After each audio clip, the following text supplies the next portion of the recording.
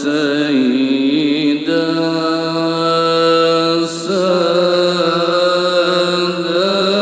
سادتي يا باب الحمى يا سيدا سادتي يا باب الحمى يا من على يا من على يا من على Astaghfirullahaladzim, astaghfirullahaladzim, astaghfirullahaladzim. Allazi la ilaha illa huwal hayyul qayyum wa atubu ilayhi hadiyatil qabul musulmahu ila hadrati sayyidina wa nabiyina wa habibina wa syafi'ina rasulullah sallallahu alaihi wasallam wa ashabihi wa azwajihi wa dzurriyyatihi khususan ila ruhin wa darhibal fatihah. Bismillahirrahmanirrahim. Alhamdulillahirrahmanirrahim. Maliki yaumiddin. Iyyaka na'budu wa iyyaka nasta'in. Shiratal mustaqim. صراط الذين أنعمت عليهم غير المغضوب عليهم ولا الضالين آمين. السلام عليكم ورحمة الله وبركاته. الحمد لله رب العالمين والصلاة والسلام على سيدنا محمد وعلى آله وصحبه أجمعين ما بعد. قال الله تعالى في القرآن الكريم أعوذ بالله من الشيطان الرجيم بسم الله الرحمن الرحيم إن الصلاة كانت على المؤمنين كتابا موقوتا قال النبي صلى الله عليه وسلم إن أول ما ينظر فيه في عمل عبد يوم القيامة الصلاة آخرة الآية. Pertama-tama marilah kita selalu memanjatkan puji syukur kita kepada Allah Subhanahu wa taala. Alhamdulillah, dalam kesempatan kita pada hari ini mudah-mudahan kita diberikan kesehatan oleh Allah Subhanahu wa taala. Dengan berkahnya kita pada hari ini kita semuanya disehatkan, dipanjangkan umur, dimurahkan rezeki yang halal, diselamatkan dunia dan akhirat. Yang terlupa pula salawat dan salam kita haturkan kepada keharibaan junjungan Nabi besar Muhammad sallallahu alaihi wasallam. Wa qala musannif rahimakumullah. Dari sebelum itu saya mengklarifikasi tentang pengertian daripada targhib wa tarhib yang pelajaran pertama itu. Memang pada dasarnya 11-12 ini targhib wa tarhib tentang mendekati dengan sedikit yang namanya manusia al-Islam makhluk khata dan nisyan. Manusia itu adalah kesalahan dan selalu dalam keadaan kesalahan dan kehilafan. Jadi di sini kami jelaskan kembali bahwa at-targhibu itu adalah berasal dari kata raghaba yang artinya suka, senang. Tarhib yaitu berasal dari kata rahaba, artinya takut. Jadi targhib di sini artinya anjuran melaksanakan ibadah puasa, anjuran melaksanakan ibadah sholat, anjuran ibadah haji dan lain sebagainya, bersedekah dan lain sebagainya. Ini adalah memotivasi kepada anak-anak kita, memotivasi kepada santri-santri kita untuk melaksanakan ibadah. Itu disebut dengan anjuran kita melaksanakan ibadah, itu disebut dengan targhib.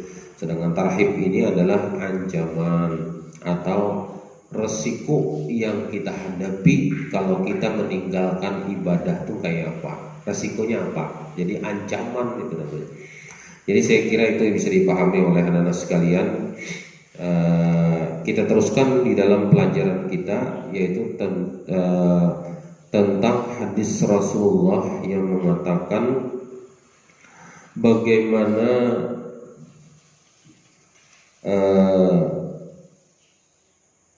orang yang meremehkan sholat. Orang yang meremehkan sholat itu akan diberikan siksa sebanyak 15 macam. 6 macamnya di dunia, 3 macamnya nanti ketika kita akan mati, 3 macamnya ketika kita masuk di dalam liang kubur. Serta 3 macamnya ini akan lagi ketika bertemu dengan Allah Subhanahu wa taala di hari akhirat. Jadi kita bahas pada hari ini adalah tentang 6 macam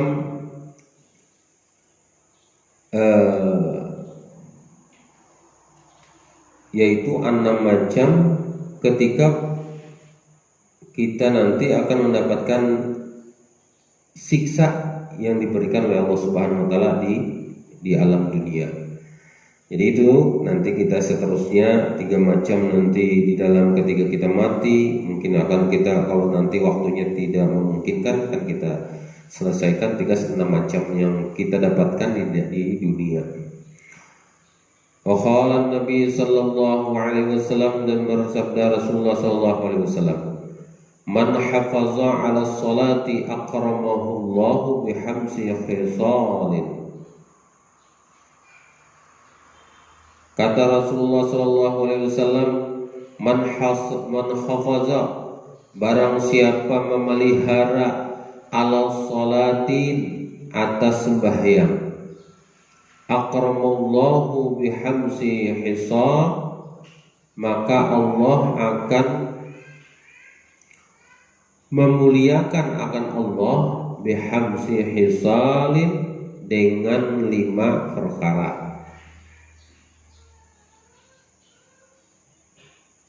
Yang 5 perkara itu apa?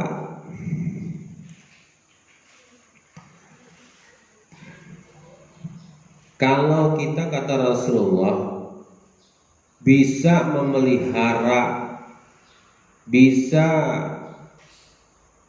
melaksanakan terus menerus, itu memelihara namanya.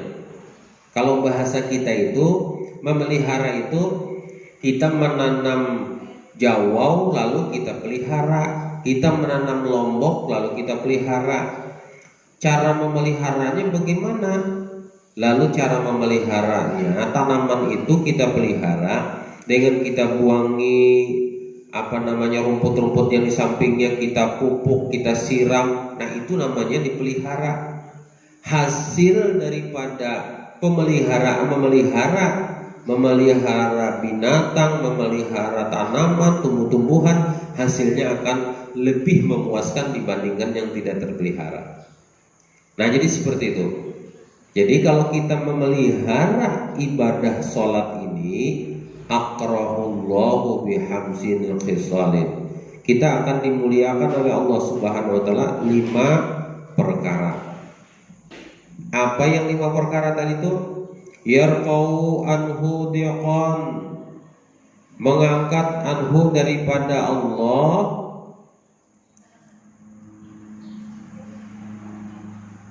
kesempitan IC hidupnya. Jadi Allah akan mengangkat kesempitan di dalam hidupnya. Kalau kita bisa memelihara ibadah sholat kita, artinya kalau sudah sampai waktunya ibadah, jangan sampai kita tunda-tunda, jangan sampai kita remehkan, maka kita akan dimuliakan oleh Allah Subhanahu wa taala 5 perkara. Yang pertama tadi apa? Yaitu mengangkat akan Allah Subhanahu wa taala kesempitan hidupnya. Jadi kita kadang merasa sempit hidup kita, kadang nyaman hidup kita, kadang merasa. Kalau kita memeliharanya, maka Allah itu kadang memberikan kesempitan di dalam hidupnya. Selalu dalam keadaan senang, selalu dalam keadaan kebahagiaan, selalu dalam keadaan kebaikan. Artinya Allah itu mengangkat kesempitan daripada dunia. Rezeki ditambah, itu artinya di kesempitan dunia itu dihilangkan, diangkat oleh Allah Subhanahu wa taala. Dibuang kesempitan dunia itu. Makanya orang yang banyak rezeki itu dikarenakan orang itu selalu memelihara ibadahnya. Banyak orang yang datang ke tempat guru-guru, kenapa ulun ni guru tetap perjakian kadang kayak urang, padahal ulun ni sudah aja melaksanakan tapi kada ikhlas melaksanakan ibadahnya. Ada juga orang yang selalu ada keberuntungan. Kenapa? Yang kedua tidak melakukan, tidak memelihara ibadah-ibadahnya, ibadah sholatnya.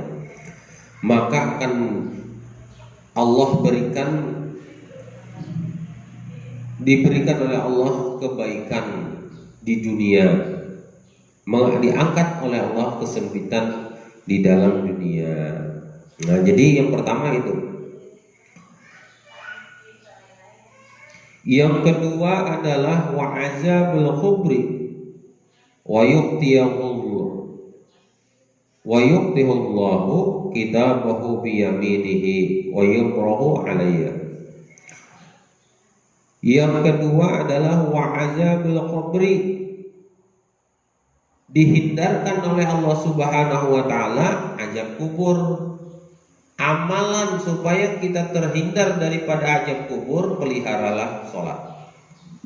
Kalau hendak kada diazab atau disiksa oleh Allah Subhanahu wa taala di dalam kubur, maka peliharalah hafazah ala sholatihi. Peliharalah sembahyang. Apa gerang amalan guru supaya apa? Supaya kada disiksa di dalam kubur, hafizallahu sholatihi, yaitu hafazah ala sholati, harus memelihara sembahyang. Ini supaya kita dihindari daripada azab kubur. Makanya di dalam sholat itu ya Allah, dalam sholat tahiyat akhir itu kita membaca aja sudah di situ. Bismillah, asyhadu an la ilaha illallah Muhammad, Allahumma na'udzubika min azabil qabri wa na'udzubika min fitnatil masiihid dajjal. Ada di dalam tahiyat akhir itu kita baca, karena di dalam ibadah itu termasuk doa. Makanya di dalam sembahyang kita melaksanakan berdoa daripada terhindar daripada azab kubur. Itu di dalam tahiyat akhir.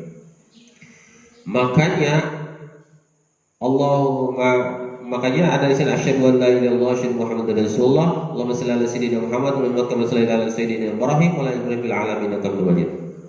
Allahumma qul ma qadamtu wa ma akhartu wa ma alantu bihi wa anta muqaddim wa anta la ilaha illa anta subhanaka kuntu minaz zalimin. Itu adalah bacaan yang disunatkan oleh, jangan sampai itu ditinggalkan. Kalau ditinggalkan bacaan yang terakhir, Allahumma inni a'udzubika min azabil qabri wa a'udzubika min fitnatil masiihid dajjal, itu kita tinggalkan pada waktu tahiyat akhir, maka sholat kita itu adalah makruh, artinya dibenci oleh Allah Subhanahu wa ta'ala. Supaya jangan dibenci, maka dibaca itu. Ada hafal atau dihafal, supaya kita kada dibenci.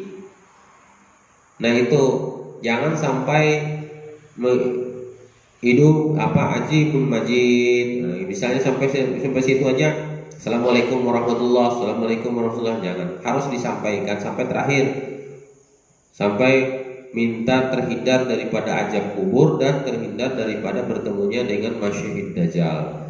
Nah, jadi seperti itu, jangan sampai kita bertemu dengan Dajjal. Jadi nauzubillah min zalik gitu. Jadi kita berdoa terus tuh di dalam tahiyat akhir kita. Yang ketiga adalah wa yu'tiyahullahu kitabuhu yaminihi, dan diberikan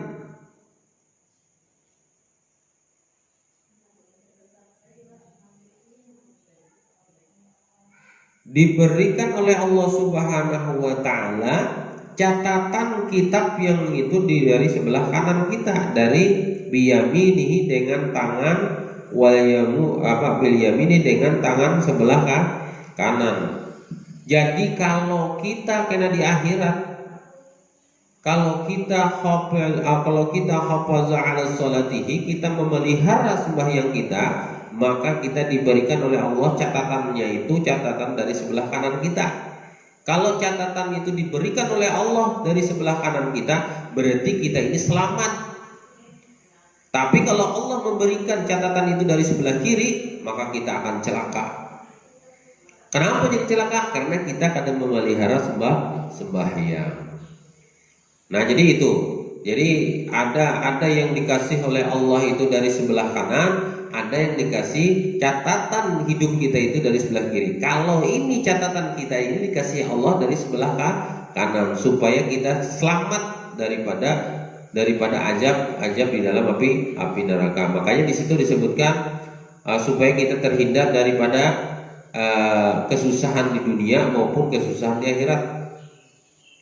Dalam artian kita membaca Rabbana atina fid dunya hasanah wa fil akhirati hasanah wa qina azabannar.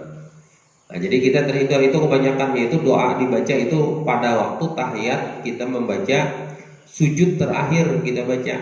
Makanya sujud terakhir itu ujar guru Bahar itu ada 3 yang kita bacakan pada waktu sujud terakhir itu. Yang pertama adalah 7 kali kita baca Ihdinas siratal mustaqim. Yang kedua kita baca Allahumma ghfirli dzunubi wa liwalidayya 3 kali. Hanya dibaca yang terakhir adalah Rabbana atina fid dunya hasanah fil akhirati hasanah wa qina adzabannar. 3 kali kita bacakan.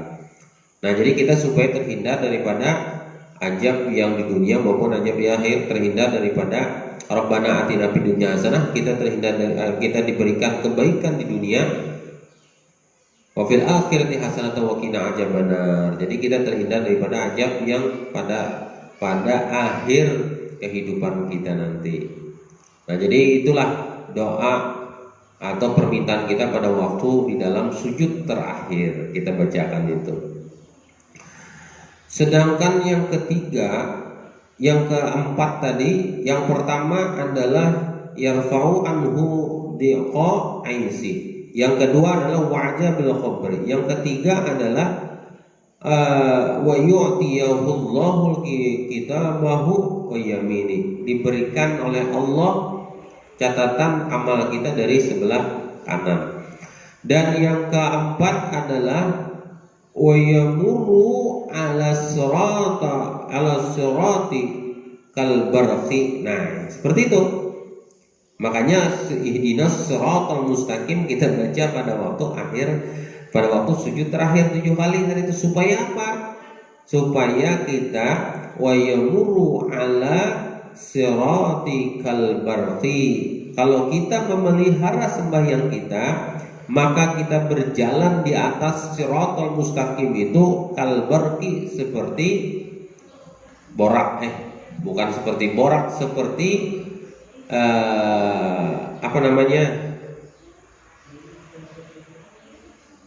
kilat. Kecepatannya seperti kilat menyambar, sampai ke sebelah.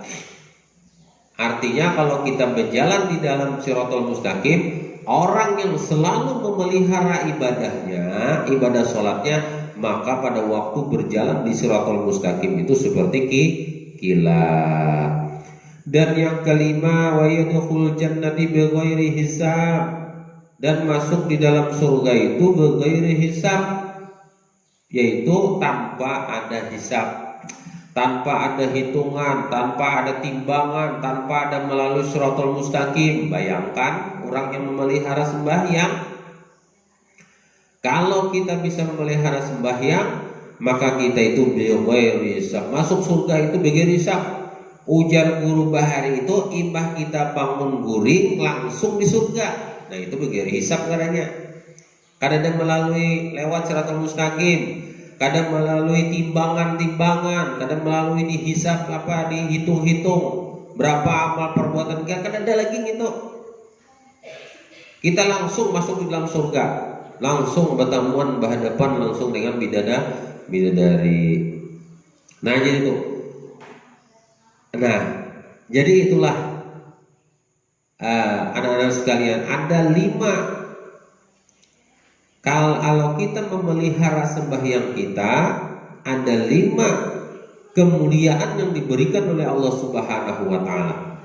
Pertama tadi diangkatnya kesempitan hidupnya di dunia, dan yang kedua adalah terhindar daripada azab kubur. Dan yang ketiga adalah diserahkan catatan catatan pada waktu hidupnya dengan sebelah kanan. Dan yang keempat adalah melewati jembatan Shiratal Mustaqim itu dalam keadaan dengan secara kilat, cepat, dan masuk di dalam surga bighairihi hisab, yaitu masuk ke dalam surga masuknya tanpa hisab. Nah, itulah ada 5 kemuliaan yang diberikan oleh Allah Subhanahu wa taala. Nanti itu dicatat oleh anak-anak dan diserahkan nanti dengan gurunya. Wa man tahawana bis salati aqabahu Allah bi 50 asalatul uqubah. Dan barang siapa yang meremehkan bis salati, tidak meremehkan sembahyangnya, aqabahu Allah, mendapat siksa oleh Allah Subhanahu wa taala 50 asara uqubah, dengan 15 macam. Kita akan, kalau tadi pertama itu adalah kita memelihara dapat 5 kemuliaan, ya kalau. Dan yang kedua ini adalah barang siapa yang tahawanu, yaitu meremehkan bisolati, dengan sembahyang, aqabahullah, maka akan mendapatkan siksa dari Allah Subhanahu wa taala hamsa asara, 15 macam siksaan yang diberikan oleh Allah. Kalau kita meremehkan, remeh artinya meremehkan sembahyang tadi Pak. Oh, tenang aja dulu, santai aja dulu. Oh, ngini dulu, masih digawe dulu. Oh, mantar barang dulu. Oh, maanu ngini dulu. Oh, mau ulangin dulu. Oh, menambangin dulu. Itu meremehkan ngarannya. Nah, orang yang seperti itu akan mendapatkan 15 macam siksa yang diberikan oleh Allah Subhanahu wa taala. Apa yang 15 tadi itu? Sittin fid dunya, ada 6 macam di dunia, wasalasin indal maut, dan 3 macam pada waktu ketika hendak mati, wasalasin inda dukhulihim, dan 3 macam ketika hendak masuk di dalam kubur, fid-dukhuli fil qabri, 3 macam pada waktu kita hendak inda dukhuli, masuk di dalam kubur. Artinya hendak masuk dalam kubur itu ada 3 macam. Nampak awas-wasnya banyu ke dalam, ada awa ditabuk kah nanti itu nah. Kalau yasibtu fid dunya, ada 6 yang di dunia tadi, wasalasu indal maut, hendak matinya itu macam-macamnya, haus kah, nampak kah. Nah, wa inda dukhuli fil qabri, hendak masuk dalam kubur 3 macam, dan 3 macamnya indal liqa'i rabbihi ay mauqifil qiyamah. Dan yang 3 macamnya ini adalah ketika bertemu dengan Allah Subhanahu wa taala pada hari kiamat. Nah, fa'amal lawati fid dunya, adapun 6 siksa fid dunya, apa garang yang 6 macam yang disiksa pada waktu di dunia kita, kalau kita meremehkan sembahyang fardu yang 5 ini. Apa siksanya di dunia? Fa'awalu, yang pertama, tunja'u al-barakatu min umurihi, lenyapnya berkah di dunia. Lematnya berkah min umurihi, daripada umurnya. Jadi kita akan mendapatkan lenyap berkah umur. Umur kita ini kadang berberkah, kayak apa? Bang kadang berkah hilang, lenyap. Kalau orang tuh meremehkan di dunia ini, nah pada waktu di dunia umur kita ini kadang berkah. Kayak apa kira umurnya kadang berkah itu? Artinya kadang ada isinya lalu umur tadi itu. Misalnya adalah si utuh ini berumur 15 tahun, sedangkan kainya utuh berumur 70 tahun. Dan umurnya 70 tahun tuh kan ada berkahnya lalu dibandingkan dengan umurnya utuh 15 tahun. Nah kayak sama kehidupannya itu dengan si utuh ini. Padahal umur utuh 15 tahun aja. Sedangkan yang 70 tahun tadi itu kan ada berkah lalu. Kenapa bang berkahnya?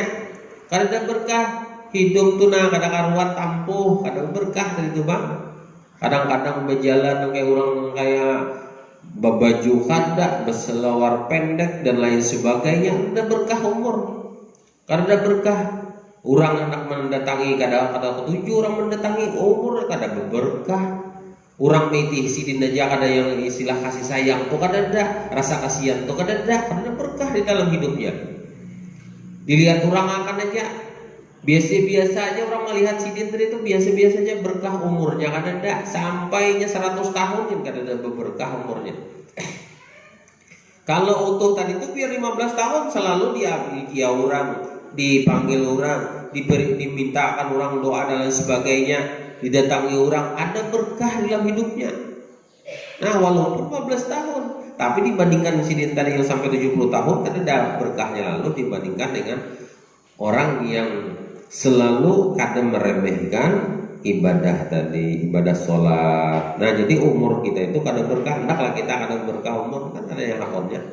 Kita harus umur kita diberkah, digunakan pada umur kita tadi itu. Kan Allah Subhanahu Wa Taala suatu saat nanti menanyakan kepada kita, hei Fulan bin Fulan, selama hidup ikam tenang, selama umur ikam sampai 70 tahun tuh apa yang kamu gawe?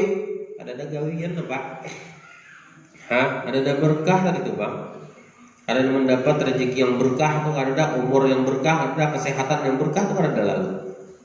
Karena selalu meremehkan sholat. Dan yang kedua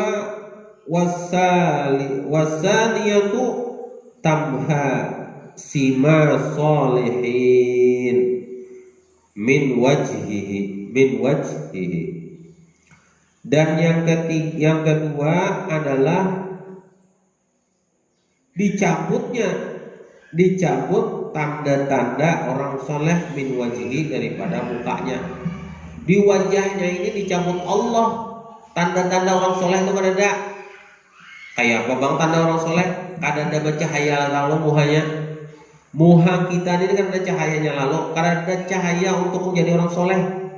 Lihat tuh orang melihat tuh biarnya bersolek, biarnya pakai macam-macam, tapi dilihat dipandang orang tuh nang kayak kada ada cahaya soleh tuh ada, cahaya solehah tuh ada. Tidak ada tanda-tanda di mukanya itu adalah bercahaya yang soleh. Nur Muhammadnya itu kada sangkut di hadapannya tadi itu.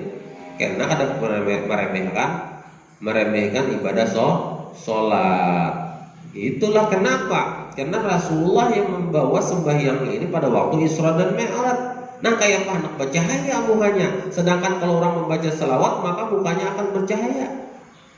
Nah inilah yang dalam artian kita itu jangan sampai meremehkan ibadah sholat kita. Supaya hendak muka kita ini bercahaya, hendak muka kita ini bercahaya dengan cahayanya orang yang soleh atau soleha, maka peliharalah sembahyang kita. Kalau kita kan bisa memelihara, maka wajah kita itu dicabut tanda-tanda kesolehan di dalam wajah kita itu. Bina menghirangnya dilihat orang bungas padahal sudah aja bercaramin sini nah di muka caramin sing bunga-bungasan. Setelah hendak dipandang orang rasa kada ketujuh aja orang metinya. Nah, jadi dicabut oleh Allah kesolehannya itu.